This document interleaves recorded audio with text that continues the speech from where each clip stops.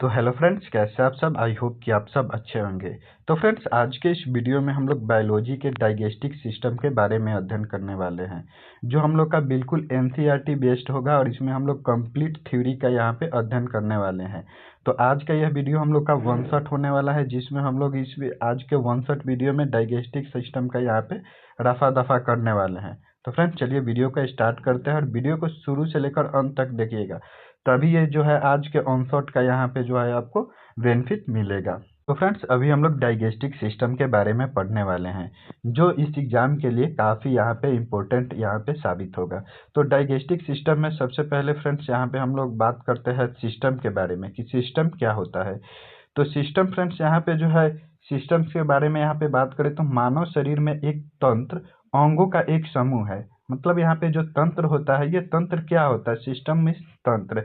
तो तंत्र जो होता है अंगों का एक समूह होता है। जैसे यहाँ पे अभी हम लोग डाइजेस्टिक सिस्टम के बारे में पढ़ने वाले हैं, फिर आगे रेस्पिरेटरी होगा, एक्सक्रीटरी होगा, एंडोक्राइन सिस्टम होगा। तो ये सब जो सिस्टम है, ये क्या होता है, अंगों का एक समूह होता है, जो एक विशिष्ट कार्य करने के लिए यहाँ पे मिलकर काम करते हैं।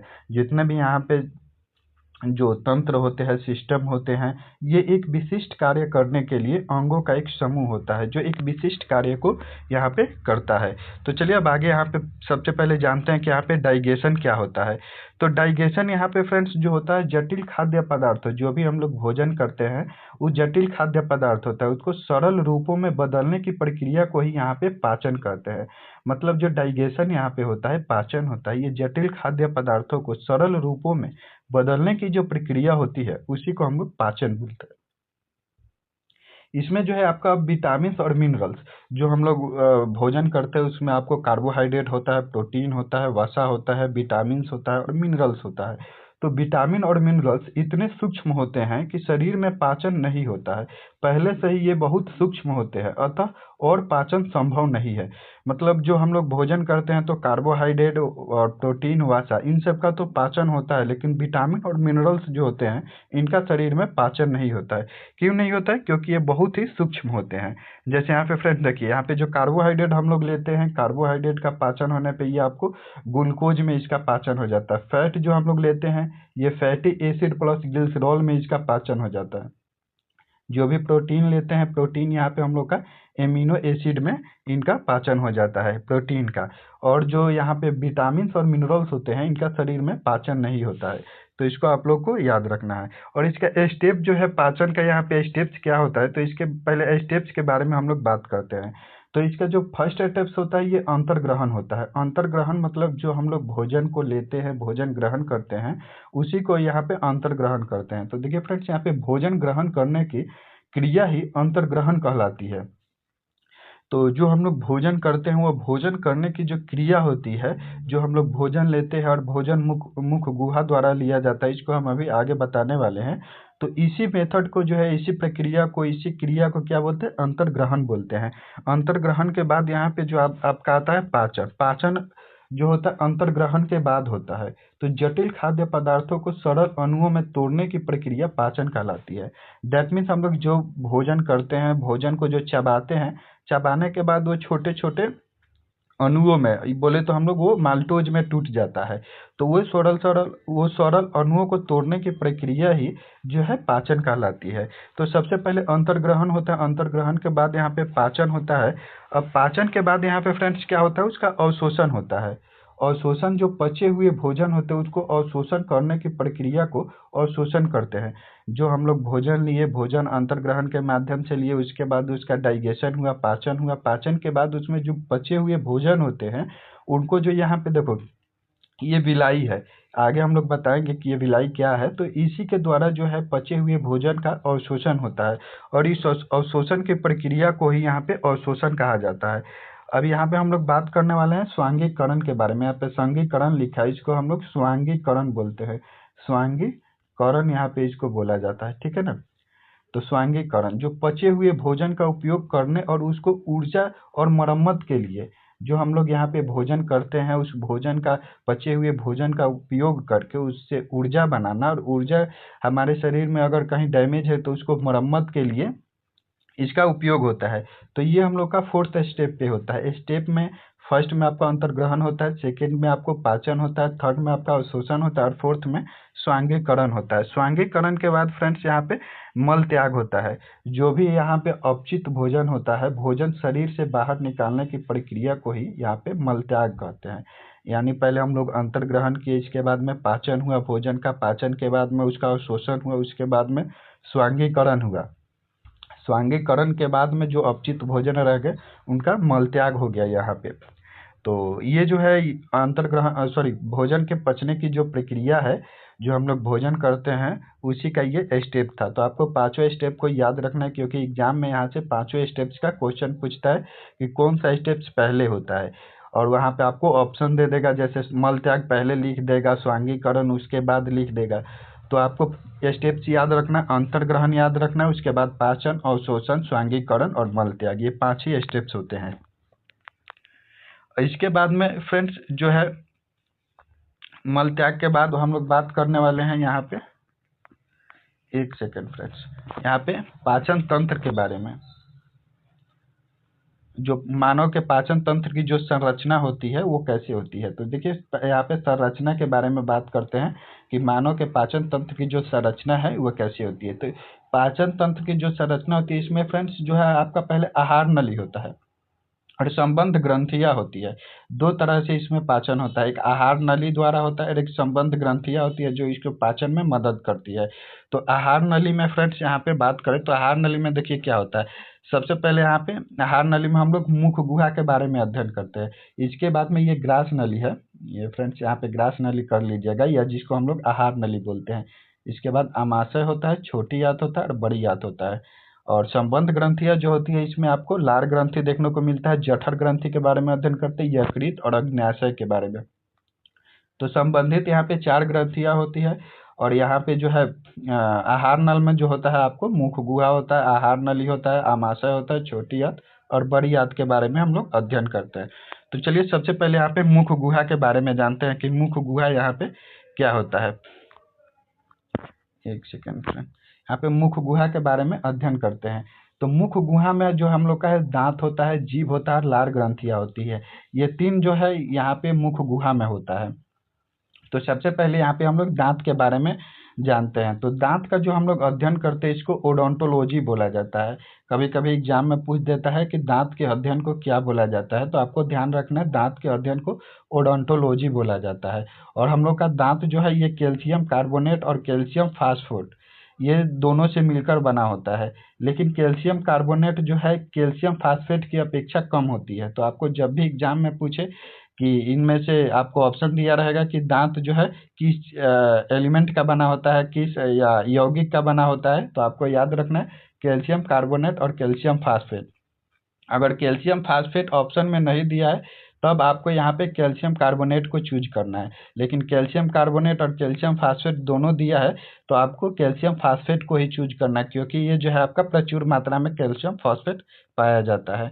और यहाँ पे बात करें तो हमारे दांत की जो ऊपरी सतह होती है, ऊपरी सतह को यहाँ पे इनेमल बोला जाता है, जो हमारे पूरे शरीर का सबसे सरल हिस्सा होता है, यहाँ पे कठोर हिस्सा होता है। फ्रेंड्स यहाँ पे जो सबसे ये क्या होता है, इनेमल सबसे कठोर होता है। हमारे शरीर का सबसे कठोर हिस्सा जो है ये इनेमल होता है। शिशुओं की बात करें तो शिशुओं के यहाँ पे 20 दांत होते हैं, जबकि वयस्कों में यहाँ पे 32 दांत होते हैं। तो आपको याद रखना है शिशु में आपका जो है शिशु होते हैं उनमें 20 दांत होता है और वयस्क जो होते हैं इसमें 32 दांत होता है। यहाँ ये देखो ये फ्रेंड्स ये दांत की संरचना है। जो हम लोग की ये मांसपेशिया में यहाँ से जो नीचे दबी होती है इसको हम लोग रूट्स बोलते हैं, जड़ बोलते हैं। और यहाँ पे जो है ऊपर की ओर जो दिखाई देता है उजला टाइप का ये इसको हम लोग सिरा बोलते हैं, यानी शिखर बोलते हैं इसको। इसको हम लोग शिखर बोलते हैं। और नीचे जो दबा रहता है इसको हम लोग जड़ बोलते हैं, रूट बोलते हैं। अब यहाँ पे जो वयस्क दांत जो वयस्क में होता है उनके बारे में यहाँ पे अध्ययन करते हैं। जो यहाँ पे दांत वयस्क में होता है, ऊपरी जबड़ा में यहाँ पे फ्रेंड्स 16 दांत होते हैं। जैसे दांत हम लोग का ऐसे होता है तो ऊपरी जबड़ा में जो है 16 दांत ऐसे करके होते हैं। और बीच से जो ये दांत होता है तो लेफ्ट साइड में जितना दांत होता है, जैसे 8 दांत लेफ्ट साइड में हो गया और 8 दांत यहाँ पे राइट साइड में हो गया। तो 8 दांत जो राइट साइड में होता है या लेफ्ट साइड में होता है, उसमें आपको इंसीजर जो देखने को मिलेगा, उसमें आपको 2 इंसीजर देखने का मिलेगा। इस 8 दांत में हम बता रहे हैं इंसीजर आपको 2 मिलेगा, और उसके बाद में आपको केनाइन जो है यहाँ पे आपको एक केनाइन देखने को मिलेगा, प्री मोलर आपको एक देखने को मिलेगा और मोलर एक देखने को मिलेगा। इसीलिए यहाँ पे जो है दंत सूत्र में यहाँ पे 21-23 लिखा गया है। जो 21-23 यहाँ पे होता है, आपको इस 21-23 में आपको इंसीजर 2 होते हैं 8 दांत में, फिर केनाइन 1 होता है, प्री मोलर 2 होता है और मोलर यहाँ पे 3 होते हैं। तो कुल मिला के यहाँ पे 3 2 5 6 2 8 दांत यहाँ पे हो गया, और 8 दांत आपको लेफ्ट में है तो 8 दांत राइट में हो जाएगा, तो कुल मिला के 16 दांत हो जाएगा। तो ऊपरी जबड़ा की बात करें तो ऊपरी जबड़ा में इंसीजर जो है, जिसको कृतंक बोलते हैं, कृतंक आपका लेफ्ट साइड में आपका 2 है, तो राइट साइड में भी आपका 2 हो जाएगा। तो कुल मिला के यहाँ पे इंसीजर जो होगा, कुल मिला के हमारे सभी दांतों में 8 हो जाता है इंसीजर, ठीक है। इसके बाद में केनाइन जो होता है, लेफ्ट साइड में 1 होता है, राइट साइड में 1 होता है, तो 2 हो गया। तो ऊपरी जबड़ा में 2 हो गया, निचली जबड़ा में 2 हो गया, तो कुल मिला के 4 यहाँ पे केनाइन हो जाता है। प्री मोलर वैसे ही आपको 8 हो जाता है, क्योंकि लेफ्ट साइड में आपको, यहाँ पे लेफ्ट साइड में देखो, यहाँ पे प्री मोलर कितना है, 2 है। दंत सूत्र में प्री मोलर आपको 2 देखने को मिलेगा। तो लेफ्ट साइड 2 और राइट साइड आपको 2 2 2 कितना हो गया, 4 हो गया। तो ऊपरी जबड़ा में 4 हो गया, तो निचली जबड़ा में भी 4 होगा। तो कुल मिला के प्री मोलर आपको 8 देखने को मिलेगा। उसी तरह से आपको जो है मोलर चौवर्णक जिसको बोलते हैं, ये आपको 12 देखने को मिलेगा। लेफ्ट में 3, राइट में 3, तो आपको 6 हो गया, और 6 ऊपरी जबड़ा में है तो निचली जबड़ा में आपको 6 हो जाएगा। तो कुल मिला के यहाँ पे 12 हो गया। तो ये आपको दंत सूत्र से आपको इसको याद रखना है कि जो वयस्क में यहाँ पे वयस्क कर लीजिएगा कि जो वयस्क होते हैं उनमें दांतों की संख्या 32 होती है, तो उसमें आपको इंसीजर, कैनाइन, प्रीमोलर और मोलर कितनी कितनी होती है। अब यहाँ पे बात करते हैं दांत जो होता है ये शिशु के बारे में, कि शिशु में दांत कितना होता है। एक सेकंड। तो देखिए दांत जो शिशु में होता है, तो जैसे लेफ्ट साइड हम लोग बात करें तो ऊपरी जबड़ा में भी हम लोग बात कर लेते हैं, तो इनमें भी 2 भाग में डिवाइड हो जाता है, जिनमें इंसीजर जो होता है यहाँ पे आपको कृतंक कर लेना है, कृतंक, ये आपका कृतंक है। कृतंक इसमें भी 8 हो जाता है, केनाइन इसमें 4 होता है। लेकिन जो शिशु होते हैं, जो छोटे बच्चे होते हैं, उनमें जो है प्रीमोलर नहीं होता है। उनमें प्रीमोलर जो है उनको 18 या 20 साल के जब होते हैं, मतलब जब बड़े हो जाते हैं, उनमें प्रीमोलर जो देखने को मिलता है। इसमें शिशु में जो है प्रीमोलर नहीं पाया जाता है। तो कभी कभी क्वेश्चन में भी पूछ देता है कि छोटे बच्चों में प्रीमोलर की संख्या कितनी होती है, तो आपको चूज करना है यहाँ पे 0, क्योंकि उनमें प्रीमोलर नहीं होता है। और मोलर यहाँ पे होता है, मोलर कितना होता है, 8 होता है, और वयस्क में मोलर कितना होता है, यहाँ पे 12 हो जाता है, ठीक है ना। तो आपको इसको ध्यान रखना है। और यहाँ पे नोट में अगर हम बात करें तो ये नोट कुछ विशेष नहीं है। ICPM, आई मतलब आपका इंसीजर हो जाएगा, इसके बाद केनाइन हो जाएगा, P मतलब प्रीमोलर, और M मतलब यहाँ पे मोलर हो जाएगा। कुल दांत जो होता है दोनों जबड़ों को दांत मिलाकर, यानी ऊपरी जबड़ा में जो 16 दांत होते हैं, निचली जबड़ा में वयस्क के 16 दांत होते हैं, तो कुल मिला के यहाँ पे दांतों की संख्या काउंट की जाती है। तो यहाँ पे फ्रेंड्स देखिए, अब यहाँ पे सबसे पहले अब बात करते हैं अक्ल दांत के बारे में, यानी अक्ल दांत के बारे में। अक्ल दांत क्या होता है, तो जो दांत फ्रेंड्स यहाँ पे 18 साल की उम्र के बाद निकलते हैं, जैसे 18 साल के उम्र के बाद में जो संख्या है कितने निकलता है, अक्ल दांत यहाँ पे 4 निकलते हैं, जो आपको मोलर होते हैं। तो ये जो है इसी को हम लोग अक्ल दांत बोलते हैं। यानी अक्ल दांत के बारे में पूछे तो जो 18 साल की उम्र के बाद दांत निकलते हैं उसी को यहाँ पे अक्ल दांत बोला जाता है। और यह जो है ये अवशेषी दांत होते हैं। अवशेषी दांत का मतलब होता है कि अगर ये एक बार मतलब निकल गए तो ये फिर दोबारा आपको नहीं आएंगे। तो ये अक्ल दांत जो होते हैं यहाँ पे अवशेषी दांत होते हैं।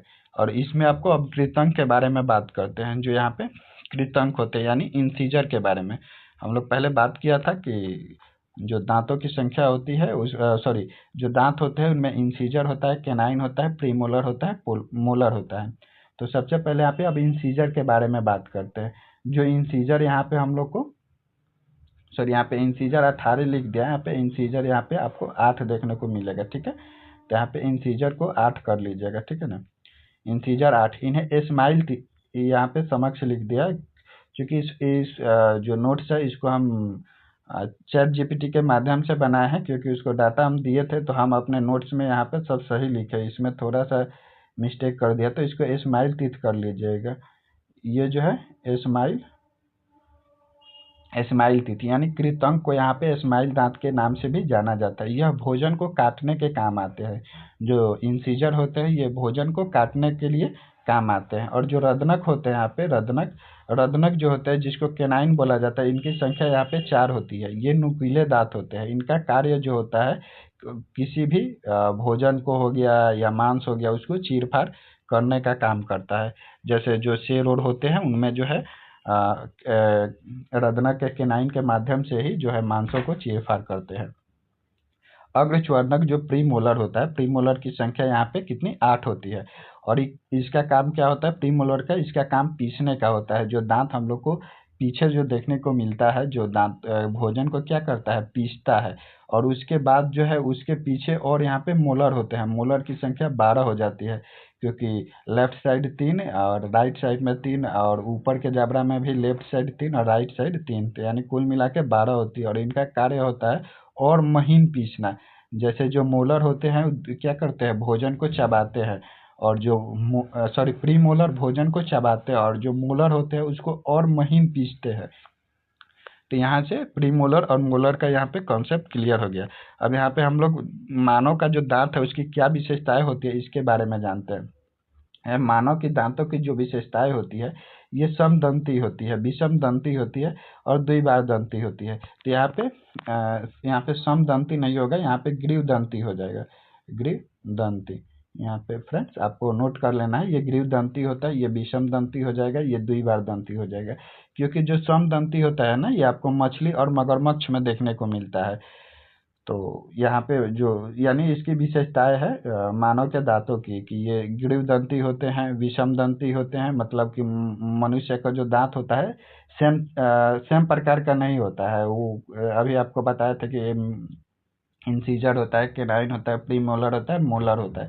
लेकिन आपको मछली और मगरमच्छ में जो दांतें होती है ये बिल्कुल सेम साइज का होता है और सेम होता है। द्विबार दंती मतलब जो मनुष्य का दांत होता है वो 2 बार आता है। तो 12 दांत जो होते हैं ये एक बार ही आते हैं। आपको 20 दांत जो शिशु में होते हैं, जो दूध का दांत बोला जाता है, वो टूटने के बाद यहाँ पे वो 20 दांत फिर से निकल आते हैं। लेकिन जो 12 दांत होते हैं ये एक ही बार आते हैं, इसीलिए इसको ग्रीवदंती बोला जाता है।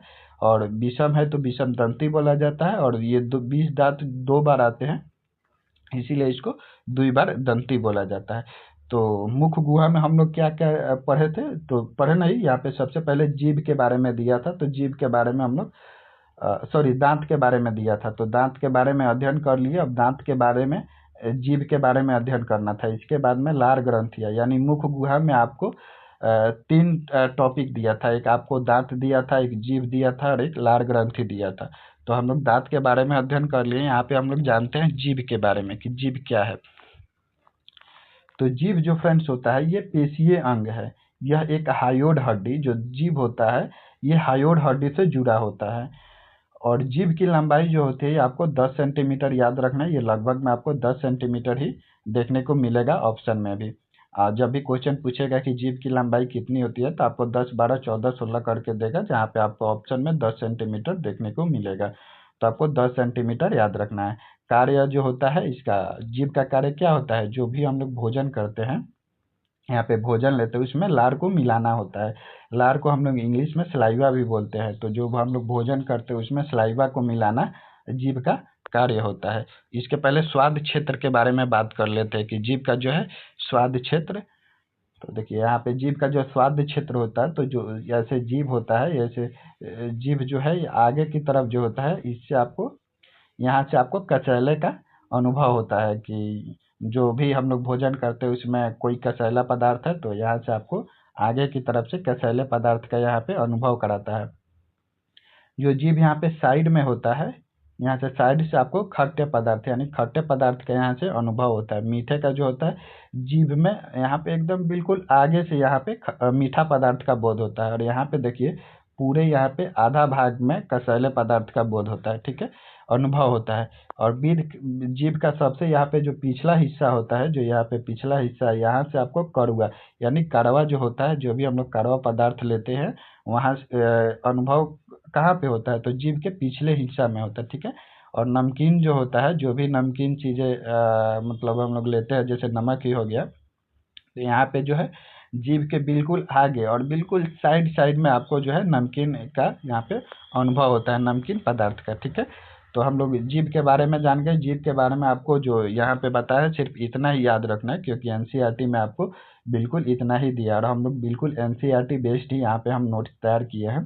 तो आपको बिल्कुल नहीं चिंता करना है, क्योंकि ये टोटल नोट्स जो है ये एनसीईआरटी बेस्ड ही है। तो एनसीईआरटी में जो जो भी यहाँ पे टॉपिक दिया है जीभ के बारे में सिर्फ इतना ही दिया है। तो आपको इतना ही याद रखना है और स्वाद क्षेत्र जो है इसको याद रखना है, क्योंकि स्वाद क्षेत्र से बहुत सारे क्वेश्चन भी यहाँ पे पूछा जाता है। तो हम लोग ने दांत के बारे में अध्ययन कर लिया, दांत के बाद में जीभ के बारे में भी जान लिया। अब यहाँ पे लार ग्रंथि के बारे में जानते हैं। तो लार ग्रंथि जो फ्रेंड्स यहाँ पे होता है ग्रंथि, ये ग्रंथि जो होता है जीभ का वह भाग जो होता है जो हम लोग भोजन करते हैं, भोजन को यहाँ पे पचाने के लिए जिन पदार्थों का यहाँ पे उत्पादन और स्राव किया जाता है उसको हम लोग ग्रंथि बोलते हैं। मतलब ग्रंथि जो होता है यहाँ पे आपको सब मैंडिबुलर होता है, सबलिंगुअल होता है और यहाँ पे पैरोटिड होता है। तो ये तीनों ग्रंथि के बारे में हम लोग आगे अध्ययन करने वाले हैं। और यहाँ पे लार क्या होता है, तो लार जो होता है ग्रंथियों द्वारा स्रावित एक जलीय द्रव है। मतलब जो लार होता है, जो भी ग्रंथि है उसके द्वारा जो स्रावित होता है, 3 ग्रंथि अभी हम आप लोग को बताए थे, उस ग्रंथियों द्वारा जो स्रावित एक जलीय द्रव है। और लार का पीएच मान जो है यहाँ पे एनसीईआरटी में दिया है 6.2 से 7.6 होता है और यह एक क्या है, क्षारीय है। और यहाँ पे आपको याद रखना है कि लार का जो पीएच मान होता है 6.2 से 7.6 होता है। यहाँ पे पहले हम एंजाइम के बारे में बात कर लेते हैं कि लार से जो है कौन कौन से यहाँ पे एंजाइम होता है, मतलब कि उसका पाचन कैसे होता है। तो लार एमाइलेज, जो लार में जो एंजाइम पाया जाता है वो एक लार एमाइलेज पाया जाता है, जो जटिल कार्बोहाइड्रेट स्टार्च को सरल शर्करा में तोड़ता है। यानी लार एमाइलेज का काम जो होता है वो कार्बोहाइड्रेट जो भी हम लोग लेते हैं उसको स्टार्च के सरल शर्करा में तोड़ने का काम होता है, किसका, लार एमाइलेज का। और यहाँ पे एक लाइसोजाइम होता है। लाइसोजाइम क्या करता है, बैक्टीरिया से बचाता है। मतलब जो भी हम लोग भोजन करते हैं उसमें जो भी बैक्टीरिया होता है उसको वो मारता है और जो है संक्रमण से ये बचाता है लाइसोजाइम। और लार एमाइलेज का एक और नाम है जिसको टाइलिन या पटाइलिन यहाँ पे बोला जाता है। तो आपको याद रखना है कि लार एमाइलेज को टाइलिन के नाम से भी जाना जाता है। अब यहाँ पे जो संबंधित ग्रंथियाँ इसके बारे में हम लोग जानते हैं। एक सेकंड, ये नहीं, आपको इधर देखने को मिलेगा। तो ये आपको जो लार ग्रंथि का यहाँ पे जो प्रकार होता है, देखिए सबसे पहले यहाँ पे लार ग्रंथि के प्रकार, 3 प्रकार की लार ग्रंथियाँ होती है। एक पैरोटिड ग्रंथि होती है, सब मैंडिबुलर ग्रंथि होती है और सब लिंगुअल ग्रंथि होती है। तो जो पैरोटिड ग्रंथि होती है यहाँ पे कान के पास होती है, आपका जो भी कान है उसके पास होती है, जहाँ से लार का यहाँ पे कितना 25% यहाँ से निष्कासन होता है और इसका आकार जो है सबसे बड़ा होता है। तो कान के पास जो पैरोटिड होती है ये जो है लार का 25% उत्पादन करती है और इसका जो है आकार ये आपको लार्जेस्ट होता है। और सब मैंडिबुलर जो होता है, सब मैंडिबुलर ये जबड़े के नीचे होती है, यानी कान के नीचे जबड़ा होता है। तो आपको ऐसे याद रखना है कि सबसे पहले कान को पैरोटिड, कान के नीचे जबड़ा होता है, तो आपको ये सब मैंडिबुलर और जबड़ा के नीचे यहाँ पे जीभ होता है, तो जीभ के पास ये सब लिंगुअल। तो आपको ऐसे याद कर लेना है। तो कान के पास जो होता है इससे 25% लार का उत्पादन होता है और जो जबड़े के नीचे होते हैं इससे 70% जो है लार का उत्पादन होता है, जो सबसे अधिक है यहाँ पे। और जो सब मैंडिबुलर है इसका साइज जो है यहाँ पे मीडियम होता है। और सब लिंगुअल जो है जीभ के नीचे होता है और जीभ के नीचे से सिर्फ 5% लार का ही यहाँ पे उत्पादन होता है और यह जो है सबसे स्मॉलेस्ट होता है। क्वेश्चन में पूछ दे कि सबसे स्मॉलेस्ट लार ग्रंथि कौन होती है, तो आपको याद रखना है सब लिंगुअल होती है। और सबसे जो हाईएस्ट लार उत्पादन करने वाली ग्रंथि तो सब मैंडिबुलर होती है। और जो है सबसे बड़ा जो है ग्रंथि कौन होती है, तो आपको याद रखना है सबसे बड़ा जो लार ग्रंथि होती है आपको पैरोटिड होती है, ठीक है। तो यहाँ पे जो है, अब यहाँ पे मुख गुहा में सबसे पहले हम लोग ने जीभ, लार ग्रंथियाँ और आपको दांत के बारे में अध्ययन कर लिया। अब यहाँ पे जो है इस ग्रास नली को एसोफेगस बोला जाता है। तो ग्रास नली के बारे में हम लोग, या इसको आहार नली भी बोला जाता है, तो इसके बारे में हम लोग अब जानने वाले हैं। तो यह भोजन को क्रामाकुंचन गति द्वारा, यहाँ पे आपको क्रामाकुंचन याद रखना है कि ग्रास नली जो है भोजन को क्रामाकुंचन द्वारा मुंह से, यानी जो भी हम लोग भोजन को ई करते हैं, चबाते हैं, वो जो है आपको ग्रास नली के माध्यम से क्रामाकुंचन गति द्वारा जो है आपको आमाशय यानी पेट में पहुंचता है। और इसकी ग्रास नली की लंबाई जो होती है आपको 25 सेंटीमीटर होती है। इसके बारे में यहाँ पे आमाशय के बारे में अब बात करते हैं। जो आमाशय स्टोमक, जिसको हम लोग पेट भी बोलते हैं, ये आपको जे आकार का, यहाँ पे जी आकार का नहीं होता है, ये जे आकार का होता है। जैसे हम लोग ये एक सेकंड, यहाँ पे जो ऐसे जे आकार का ये पेट होता है हम लोग का, तो जे आकार का होता है, ठीक है। पेट में खाना लगभग 4 से 5 घंटे तक रहता है। 1822 में यहाँ पे आपको सेंट मार्टिन, यहाँ पे आपको याद रखना है, एनसीईआरटी में ये दिया है। 1822 में क्या हुआ था, सेंट मार्टिन के पेट में घाव हो गया था। तो डॉक्टर बुमाटे ने, यहाँ पे डॉक्टर बुमेंट उसमें लिखा है, डॉक्टर बुमेंट को सीधे पेट की कार्यप्रणाली देखने को मौका मिला। यानी क्या हुआ था कि 1822 में जो डॉक्टर बुमांटे थे, ये सेंट मार्लिन के पेट में घाव हो गया था, यानी गोली लगी थी, वहां से गोली लगी थी। तो जो भी यहाँ पे पेट के अंदर का जो कार्य प्रणाली होता है, ये डॉक्टर बुमाटे को देखने का मौका मिला। तो आपको इसको याद रखना है। यहाँ पे महत्वपूर्ण कुछ बिंदु है, इसमें हम लोग पहले बात कर लेते हैं महत्वपूर्ण बिंदु के बारे में। अक्ल दांत 18 साल के बाद निकलते हैं। दांतों की कुल संख्या, यहाँ पे अक्ल दांतों की संख्या कितनी होती है, तो 4 होती है। यहाँ पे अगर दांतों की संख्या पूछे तो दांतों की संख्या में आपका इंसीजर यहाँ पे हो जाएगा 8 हो जाएगा, और केनाइन आपका 4 हो जाएगा, मोलर प्री मोलर 8 हो जाएगा, और मोलर आपको 12 हो जाएगा। तो दांतों की कुल संख्या कुछ इस प्रकार से डिवाइडेड होती है। मानव के जो दांत होते हैं ये समदंती नहीं, यहाँ पे आपको ग्रीव दंती याद रखना है। ग्रीव दंती होते हैं, विषम दंती होते हैं, द्विबार दंती होते हैं, यानी 3 तरह के दांतें होती है, ठीक है। जीभ एक पेशीय अंग है जिसकी लंबाई यहाँ पे 10 सेंटीमीटर होती है। स्वाद क्षेत्र आगे की तरफ यहाँ पे करेला जो है मतलब करेला होता है। अब जो खटा होता है ये आपको साइड में, आपको किनारे पे होता है। मीठा जो होता है ये आपको पीछे देखने को मिलेगा। कड़वा जो है आपको ऊपर देखने को मिलेगा। नमकीन जो है किनारे पे आपको नीचे देखने को मिलेगा, ठीक है। तो यहाँ पे अब आगे यहाँ पे देख लेते हैं। जो लार का पीएच मान 6.2 से 7.6 होता है, और इसमें जो है आपको टाइलिन या पटाइलिन आपको बताए थे, और लाइसोजाइम एंजाइम होते हैं। यानी टाइलिन और पटाइलिन को यहाँ पे लार एमाइलेज भी बोला जाता है, और एक लाइसोजाइम, यानी लार में 2 तरह के एंजाइम पाए जाते हैं, ठीक है। लार ग्रंथियाँ जो होती है आपको पैरोटिड होती है, सबमैंडिबुलर होती है, और सबलिंगुअल, यानी 3 तरह की लार ग्रंथियाँ होती है, ठीक है। और ग्रास नली की लंबाई जो है यहाँ पे 25 सेंटीमीटर होती है। याद रखना आपको, आमाशय जो है यहाँ पे जे आकार का होता है, और भोजन को 4 से 5 घंटे तक यहाँ पे क्या करता है, ये रखता है, ठीक है। तो यहाँ पे दांतों को यहाँ पे याद रखने का कुछ ट्रिक भी यहाँ पे दिया गया, जैसे 8 दांत, यहाँ पे 18 हो गया फ्रेंड्स, आपको इसको 8 कर लेना, ठीक है ना। जहाँ भी आपको इंटीजर मिले वहाँ पे आपको 8 ही कर लेना, ठीक है ना।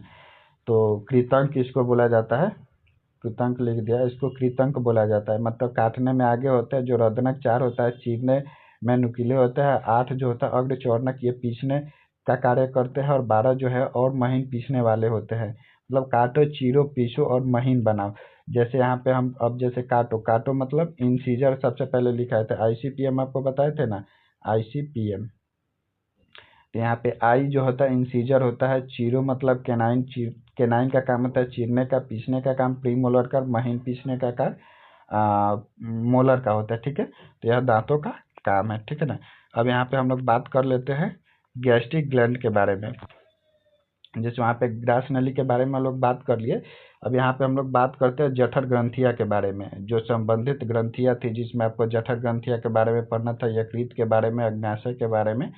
और तो सबसे पहले यहाँ पे जठर ग्रंथिया के बारे में पढ़ते हैं, जिसको इंग्लिश में गैस्ट्रिक ग्लैंड बोला जाता है। तो गैस्ट्रिक ग्रंथिया जो होती है आमाशय में स्थित, एक सेकंड, यहाँ पे जो गैस्ट्रिक ग्रंथि होती है आमाशय में स्थित एवं एक रस नामक पदार्थ निकालती है। यहाँ पे जो है गैस्ट्रिक ग्लैंड जो है एक मतलब पित्तरस नामक, यहाँ पे पितरस नामक पदार्थ का स्राव करती है, ठीक है ना। गैस्ट्रिक ग्रंथियों में 3 प्रकार की कोशिकाएं होती है। सबसे पहले पार्श्व कोशिकाएं के बारे में, जो पार्श्व कोशिकाएं होती है। पार्श्व कोशिकाएं का काम यहाँ पे क्या होता है, वो HCl अम्ल का निकलना यानी HCl अम्ल का निष्कासन करती है। कौन? पार्श्व कोशिकाएं। पार्श्व कोशिकाएं मतलब कि जठर ग्रंथि की 3 कोशिकाएं होती है, अभी बताया था आपको। उसमें 3 का सबसे पहले पार्श्व कोशिकाएं होती है। पार्श्व कोशिकाएं का काम होता है HCl अम्ल का निकालना और kills bacteria and activate enzyme. जो मुख्य कोशिका जो होती है, यहाँ पे मुख्य कोशिका एक एंजाइम निकालती है और इस एंजाइम को एक्टिवेट कौन करता है, तो पार्श्व कोशिकाएं करती है, ठीक है ना। जैसे यहाँ पे ये पेप्सिनोजन का स्राव करता है, ठीक है ना। और ये जो पेप्सिनोजन होता है ये आपको अक्रिय होता है। तो यहाँ पे जो पेप्सिनोजन होता है ये अक्रिय होता है, इसमें HCl मिला के यहाँ पे पेप्सिन बनता है और पेप्सिन क्या होता है, यहाँ पे सक्रिय हो जाता है, जिससे पेप्सिन क्या करता है, पेप्सिन यहाँ पे प्रोटीन का पाचन करता है, ठीक है ना। प्रोटीन को पेप्टाइड्स में यहाँ पे या पेप्टोन्स में इसको तोड़ देता है। यानी जो मुख्य कोशिकाएं होती है, ये कोशिकाएं जो होती है ये एंजाइम निकालती है, उस एंजाइम का नाम होता है पेप्सिनोजन। पेप्सिनोजन यहाँ पे अक्रिय होता है और पार्श्व कोशिकाएं से जो HCl अम्ल का स्राव होता है, वो HCl अम्ल जो होता है पेप्सिनोजन से मिलकर आपको पेप्सिन बनाता है। पेप्सिन आपका सक्रिय हो जाता है और पेप्सिन जो होता है ये आपका प्रोटीन का पाचन करता है पेप्टाइड्स या पेप्टोन्स में। पेप्टाइड्स भी बोले या पेप्टोन्स, ये दोनों एक ही शब्द है, मतलब या प्रोटीन का पाचन पेप्टाइड्स में होगा या पेप्टोन्स में होगा, ठीक है। तो आपको याद रखना है कि प्रोटीन का जो पाचन होता है यह भी पेप्टाइड या पेप्टोन्स में होता है, ठीक है ना। आगे जाकर यही पेप्टाइड या पेप्टोन्स जो है आपको एमिनो एसिड में कन्वर्ट हो जाते हैं। तो आपको अभी इतना याद रखना है कि जो जठर ग्रंथियाँ होती है प्रोटीन का पाचन पेप्टाइड्स या पेप्टोन्स में करती है, ठीक है। और यहाँ से अब जो एक 3 तरह की कोशिकाएं होती थी, तो पहला जो पार्श्व कोशिका है, दूसरा मुख्य कोशिका है और तीसरा जो है यहाँ पे म्यूकस कोशिकाएं होती है। ये कोशिकाएं म्यूकस या श्लेष्मा इसको बोलते हैं। ये श्लेष्मा का स्राव करती है जो पेट के भीतरी दीवार को एसिड और एंजाइम से सुरक्षा प्रदान करता है। यानी जो HCl अम्ल होता है, HCl अम्ल बहुत ही हानिकारक अम्ल होता है, इससे हमारा जो है म्यूकस श्लेष्माएं बचाती है, क्योंकि ये जो क्या करती है, शरीर के जो पेट होता है पेट के आंतरिक दीवारों पे जाके जमा हो जाती है, जिससे जो HCl अम्ल होता है वो हमारे पेटों को हानि नहीं पहुंचाता, ठीक है ना। तो यहाँ पे आपको याद रखना कि म्यूकस कोशिका श्लेष्मा का स्राव करती है, ठीक है। और यहाँ पे जो है, यहाँ एक सेकंड, जो यहाँ पे आपको ये नहीं याद रखना है, पेट आमाशय के पेट में जो घाव होता है इसको यहाँ पे अल्सर बोला जाता है, ठीक है ना। यहाँ पे बैक्टर लिख दिया, इसको अल्सर बोला जाता है। आमाशय के पेट में जो घाव होता है उसको क्या बोला जाता है, पेट के घाव को यहाँ पे अल्सर बोला जाता है, ठीक है। आपको अल्सर याद रखना है, हिंदी में भी अल्सर ही होगा। तो आपको अल्सर याद रखना है कि आमाशय की परत में जो घाव होता है उसको अल्सर कहा जाता है, ठीक है। और यहाँ पे आपको अब स्मॉल इंटेस्टाइन के बारे में अध्ययन करना है, छोटी आंत के बारे में, ठीक है। तो छोटी आंत को, एक सेकंड यहाँ पे इसको कर लेते हैं। छोटी आंत की जो लंबाई होती है 7.5 मीटर होती है, व्यास 1 इंच होता है, ठीक है। और इसके 3 प्रमुख भाग होते हैं जिसको डेडुनम बोला जाता है, डेजुनम और इलियम। यानी छोटी आंत के 3 भाग होते हैं, जिस पहला आपको डेडुनम होता है, दूसरा आपको जेजुनम होता है और तीसरा आपको इलियम होता है, ठीक है। और यहाँ से अब पहले यहाँ पे यकृत के बारे में जान लेते हैं। एक सेकंड यहाँ पे, एक सेकंड फ्रेंड्स,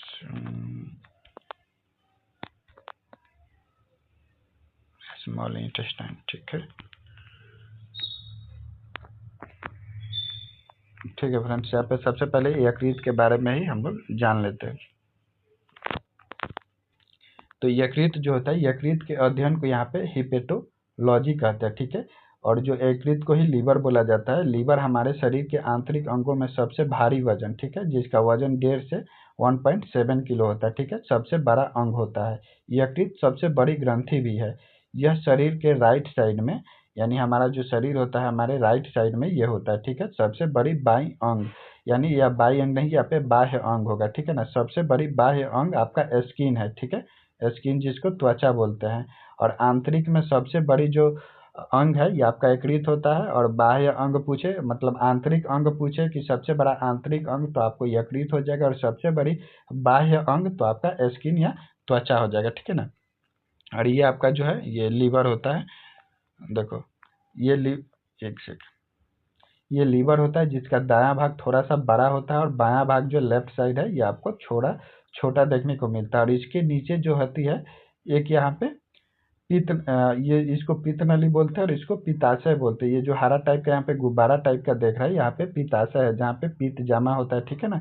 और ये जो नली देख रही है पित्त नली, इसी से जो है आपको इसमें जो पित्ताशय पित्त जमा होता है, पित्त इस पित्त नली के द्वारा यानी बाइल डक्ट के द्वारा ये आपको आमाशय में जाती है, ठीक है। तो आपको इसको याद रखना है। एक सेकंड। और यहाँ पे ये लीवर का डायग्राम है और यहाँ पे इसका कार्य देख लेते हैं, यकृत का कार्य क्या होता है। तो पित्त रस जो आपको बताया था कि गल ब्लेडर, ये जो गल ब्लेडर जिसको पित्ताशय बोलते हैं, उसमें पित्त का निर्माण होता है, ठीक है ना। पित्त का निर्माण, और ये पित्त का निर्माण क्या करता है, कार्बोहाइड्रेट, प्रोटीन और वसा का चयापचय करता है, ठीक है। और विषैले पदार्थों का निष्क्रियकरण करता है। माने जो पित्त होता है वो जो भी विषैले पदार्थ होते हैं उसको निष्क्रिय कर देता है, ठीक है। और विटामिन ए, डी, ई और के जो ये जल में वसा में घुलनशील विटामिन ये जो होते हैं इसका भंडारण करता है, ठीक है। आरबीसी के टूटने पर बिलिरुबिन का निर्माण होता है, रोग प्रतिरोधक क्षमता में सहायता और रक्त का भंडारण, ठीक है। इसका जो मुख्य कार्य होता है। इसके बाद में एक सेकंड, इसके बाद में यहाँ पे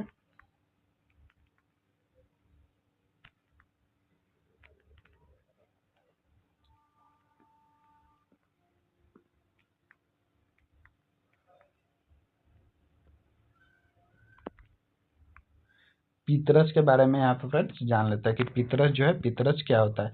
तो पितरस जो होता है यहाँ पे एक पीले हरे रंग का तरल पदार्थ है जो यकृत द्वारा निर्मित होता है, पित्ताशय में जमा होता है। पितरस जो है ये एक पीले हरे रंग का पदार्थ होता है जो यकृत द्वारा यानी लीवर के द्वारा यहाँ पे क्या होता है, निर्माण होता है। और पित्ताशय यानी गॉल ब्लेडर में इसका जमा होता है।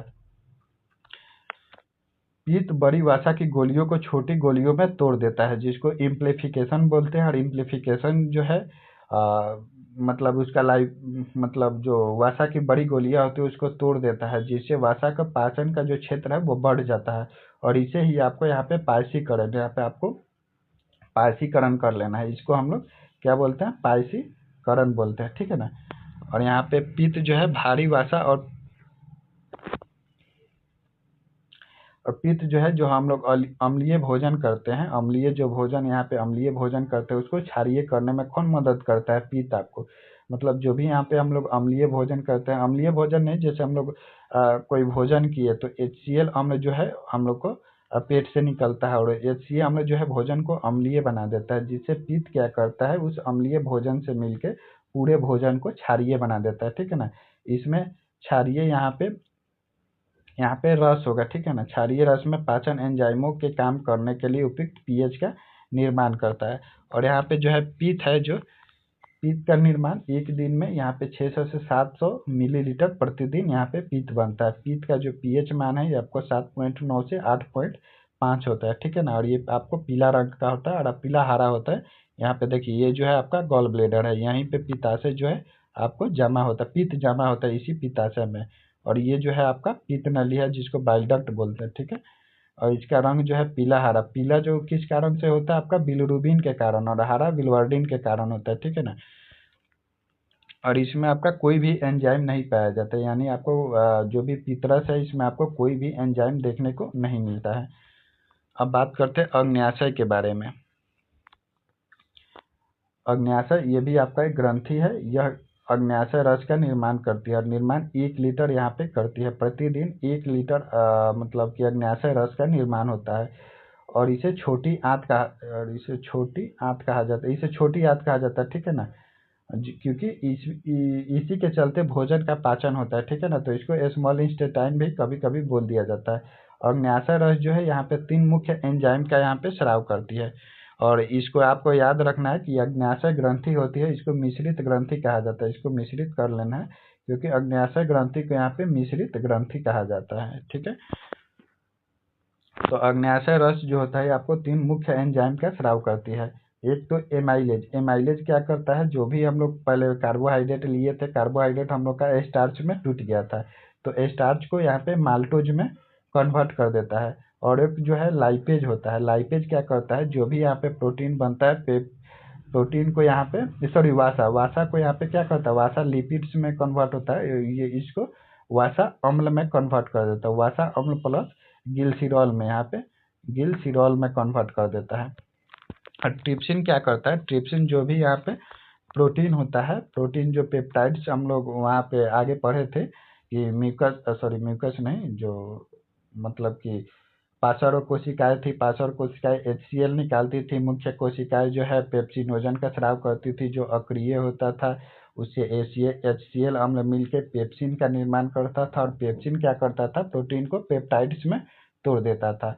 और जो है अग्न्याशय ग्रंथि क्या करती है, जो ट्रिप्सिन नामक आपको एंजाइम का स्राव करती है, जो पेप्टाइड्स क्या करता है, अमीनो अम्ल में कन्वर्ट कर देता है। यानी हम लोग जो भी भोजन किए, कार्बोहाइड्रेट स्टार्च से आपको माल्टोज में टूट गया, जो वासा है वासा लाइपेज वासा अम्ल में टूट गया, और जो प्रोटीन है जो पेप्टाइड्स में टूटा हुआ था ये आपका एमिनो अम्ल में टूट गया। यानी यहाँ से आपका जो है प्रोटीन और वासा का पूर्णतः यहाँ पे पाचन हो गया। अभी आपको कार्बोहाइड्रेट का यहाँ पे पाचन बाकी है, जो अभी आपको आगे बताने वाले हैं कि इसका पाचन माल्टोज से ये आपको ग्लूकोज में कैसे टूटता है। और इसका जो अग्न्याशय ग्रंथि होती है, इसका आकार जो है यहाँ पे राजमा के आकार के जैसा होता है। यहाँ पे आपको लिख लेना है, राजमा के आकार का जैसा होता है, ठीक है ना।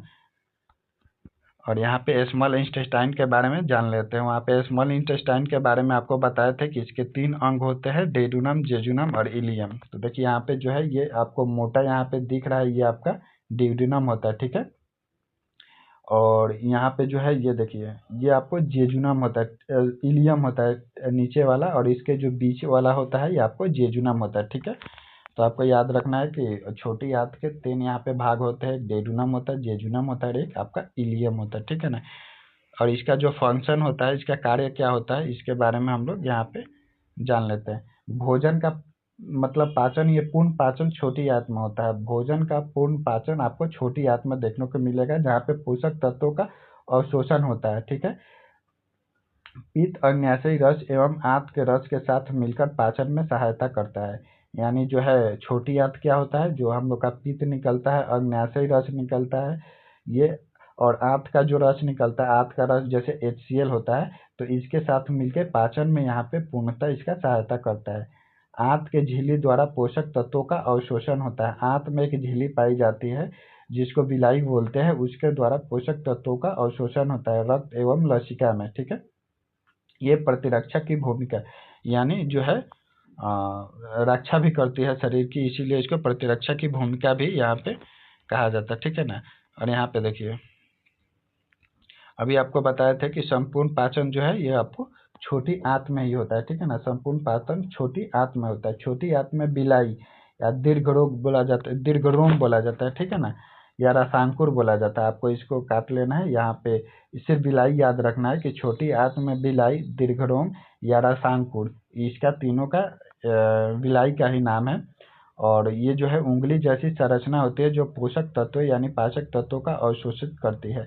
यानी छोटी आंत में बिलाई नामक एक जो है अंग होता है जो क्या करता है, पोषक तत्वों का अवशोषण करता है। और एक है लैक्टोज असहिष्णुता। आपको इसमें थोड़ा सा एरर देखने को मिलेगा, चलिए हम इसको छोड़ देते हैं। और लैक्टोज असहिष्णुता जो होता है, लैक्टोज का शरीर में पूर्ण पाचन नहीं होता है, उसी को लैक्टोज असहिष्णुता बोलते हैं, ठीक है। अब बड़ी आंत को यहाँ पे बृहदांत्र भी बोलते हैं। और छोटी आंत को याद रखना है, जो छोटी आंत होती है उसको क्षुद्रांत बोलते हैं, ठीक है। छोटी आंत को क्षुद्रांत बोलते हैं और बड़ी आंत को बृहदांत्र बोलते हैं, ठीक है। और छोटी आंत जो होती है इसकी लंबाई जो है सॉरी बड़ी आंत की लंबाई यहाँ पे 1.5 मीटर होता है और इसका व्यास 1.3 इंच होता है। लेकिन यहीं पर अगर छोटी आंत का बात करें तो इसका जो व्यास होता है एक इंच का होता है, ठीक है ना। और उसका लंबाई जो होता है 7.5 मीटर होता है। छोटी आंत की लंबाई 7.5 मीटर और व्यास 1 इंच होता है। बड़ी इंच की लंबाई 1.5 मीटर और व्यास 3 इंच होता है, ठीक है ना। और यहाँ पे इसका बड़ी आंत का कार्य क्या होता है, पानी और सॉल्ट का अवशोषण करना। देखिए यहाँ पे पानी और सॉल्ट का यहाँ पे अवशोषण करने का काम बड़ी आंत का होता है। और तथा इसमें एक अवशेषी अंग अपेंडिक्स पाया जाता है, ठीक है। अपेंडिक्स क्या होता है, तो मतलब बड़ी आंत में एक अवशेषी अंग है, ठीक है ना। मतलब इसके रहे और ना रहे शरीर में कोई फर्क नहीं पड़ता है, ठीक है। इसमें एक अवशेषी अंग होता है जिसको अपेंडिक्स कहा जाता है। और इसके 3 पार्ट्स होते हैं, ठीक है ना। बड़ी आंत जो होती है इसके 3 पार्ट्स होते हैं, ठीक है। एक नंबर जो होता है आपको सीकोम होता है, ठीक है। ये अवशोषी अंग होता है। कोलेन जहाँ पे पानी का अवशोषण होता है, और एक मलाशय होता है। मलाशय मल का कुछ समय तक संग्रहण करता है, फिर ये गुदा द्वारा बाहर निकल जाता है। ठीक है, तो छोटी आंत में भी 3 अंग था, डेडुनम, जेजुनम और इलियम। बड़ी आंत में भी आपको 3 अंग देखने को मिलेगा, सीकम, कोलोन और मलाशय। ठीक है, आपको याद रखना है। और यहाँ पे फ्रेंड्स देखिए, किसी व्यक्ति के पाचन तंत्र की अगर जांच कराना है कि उसका पाचन तंत्र सही काम कर रहा है या नहीं कर रहा है, तो उसके इस्तेमाल में किए जाने वाला जो यंत्र है इसको एंडोस्कोपी बोलते हैं। यानी एंडोस्कोपी के द्वारा शरीर में पाचन तंत्र का जो भी अंग है उसका जांच किया जाता है। ठीक है, तो आपको इसको याद रखना है। और यहाँ पे कुछ समरी है, एक सेकंड। यहाँ पे पहले कुछ घास खाने वाले जानवर होते हैं, उनके बारे में एनसीईआरटी में 2 लाइन दिया हुआ है, उसके बारे में भी यहाँ पे जान लेते हैं। ठीक है, तो यहाँ पे घास खाने वाले जो भी जंतु होते हैं उनमें पाचन कैसे होता है, तो सबसे पहले देखिए, उनमें रूमेन जो होता है, जो मतलब भोजन को चबाते हैं, चबाने की प्रक्रिया को तो रुमंथन कहा जाता है। और जो यहाँ पे भोजन जाके इकट्ठा होता है उसको मतलब रूमेन बोलते हैं। ठीक है ना, तो रूमेन में भोजन का आंशिक पाचन होता है। मतलब वो जो जो घास खाने वाले जानवर होते हैं उनके पेट में जो है एक रूमेन होता है। जैसे हम लोग में छोटी आंत होता है, तो उन लोग में रूमेन होता है जहाँ पे भोजन इकट्ठा होता है। और वहाँ से क्या होता है, मतलब भोजन मतलब जमा हो जाता है। मतलब जो जानवर होते हैं सबसे पहले भोजन को मुख से लेते हैं। मुख से लेने के बाद में उसको थोड़ा सा चबाते हैं, जिसको जुगल कॉर्ड कहते हैं। ठीक है ना, और जुगल कॉर्ड करने के बाद में वो जाके रूमेन में जमा हो जाता है। और रूमेन में जमा हो जाने के बाद जब भी वो विश्राम करते हैं, या देखिएगा जब बैठे रहता है कहीं पे, जिसको पगड़ी बोला जाता है, तो उसमें क्या होता है कि रूमेन से फिर वो भोजन को वापस मुंह में लाते हैं, और वापस मुंह में लाकर उसको फिर से चबाने लगते हैं, जिसको रुमंथन कहा जाता है। यहाँ पे देखिए रुमंथन नहीं, लेशमंथन लिखा है, उसको रुमंथन बोलते हैं। ठीक है ना, परंतु बाद में जंतु इसके होते निजने के कारण पुनः मुंह में लाता है और उसे चबाता है, और इस चबाने की प्रक्रिया को ही रुमंथन कहा जाता है। ठीक है ना, तो आपको इसमें 3 टर्म को याद रखना है कि इनका जो है शरीर में जो भी भोजन करते हैं रूमेन में जाकर जमा हो जाता है, और भोजन चबाने की क्रिया को जुगल कॉर्ड कहते हैं, और पुनः भोजन को मुंह में लाकर चबाने की क्रिया को रुमंथन कहा जाता है। ठीक है, और यह घोड़ा हो गया, खरगोश हो गया, उसमें आपको छोटी आंत और बीच के जो है, मतलब एक सेकंड आपको बता देते हैं सीकम क्या होता है। जैसे घोड़ा और खरगोश या गाय हो गया, ये घास खाने वाले जानवर होते हैं ना, और इनके छोटी आंत को जगह पे, यहाँ पे हम लोग छोटी आंत होता है इसको, यहाँ पे घास खाने वाले जानवर में इसको सीकम कहा जाता है। ठीक है, और भोजन का सेलुलोज, मतलब जो भी ये लोग भोजन करते हैं, जो घास खाने वाले जानवर होते हैं, उसमें सेलुलोज जो होता है, वो सेलुलोज क्या होता है, वो बैक्टीरिया के द्वारा यहाँ पे पचता है। ठीक है ना, और मनुष्यों में ये मौजूद नहीं होता है, इसीलिए मनुष्य जो है घास नहीं खाते हैं, क्योंकि मनुष्य के शरीर के अंदर बैक्टीरिया नहीं पाया जाता है, और जानवर के शरीर के अंदर बैक्टीरिया पाया जाता है, जो भी वो सेलुलोज लेते हैं। घास आप जानते हैं पादप में सेलुलोज भरपूर मात्रा में होता है, तो जो भी वो लोग पादप लेते हैं उसका जो है पाचन होता है। ठीक है ना, बैक्टीरिया द्वारा। और ये तो बता दिए थे कि पाचन तंत्र की जांच कराने के लिए आपको एंडोस्कोपी का उपयोग किया जाता है, यंत्र का। और ये फ्रेंड्स हम लोग का जो है डाइजेस्टिक सिस्टम जो है, यहाँ पे देखिए डाइजेस्टिक सिस्टम, यहाँ पे हम लोग सभी चीज़ के बारे में यहाँ पे बता दिए हैं आपको। यहाँ पे देखिए सभी चीज़ों के बारे में बिल्कुल वन शॉट में यहाँ पे बता दिया गया है। तो आपको इस नोट्स को चाहिए तो आपको हमारा टेलीग्राम है या व्हाट्सएप ग्रुप को डिस्क्रिप्शन में दिए हैं, उसको ज्वाइन कर लेना है, जहाँ से आपको इस पीडीएफ को हम पीडीएफ को वहाँ पे दे देंगे, और आप इस पीडीएफ को डाउनलोड कर लीजिएगा और इसको एक बार रीड कर लीजिएगा। इसमें हम जो है सभी चीज़ों को है, आप देख सकते हैं यहाँ पे डाइजेस्टिक सिस्टम में पढ़ा दिया, और इस एग्जाम के लिए काफ़ी इम्पोर्टेंट है। तो मिलता है ऐसे ही किसी नए क्लास में, तो टेक केयर फ्रेंड्स, जय हिंद।